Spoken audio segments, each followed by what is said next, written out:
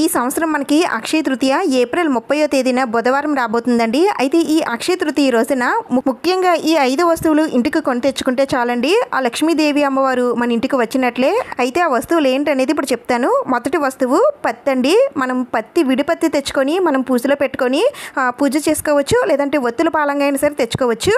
ఇంకా రెండవది రాతి ఉప్పు అండి. అంటే కల్లుప్పు అంటారు కదా, ఆ కల్లుప్పు ప్యాకెట్ ఒకటి తెచ్చుకొని పూజలో పెట్టుకోండి. ఈ ఉప్పుని మీరు పూజకి సంబంధించిన వాటికి ఉపయోగించండి. అంటే దీపం పెట్టుకోవడం, లేదంటే అక్షయ పాత్రల్లో వేసుకోవడం లాంటి దానికి ఉపయోగించండి.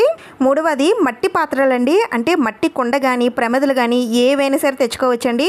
నాలుగోది పసుపు అండి. మీరు పసుపు కొమ్ములు తెచ్చుకుంటే మరీ మంచిది. పసుపు కొమ్ములు దొరకకపోయినట్లయితే పసుపు ప్యాకెట్ అయినా సరే ఈ రోజు ఇంటికి కొని తెచ్చుకోండి.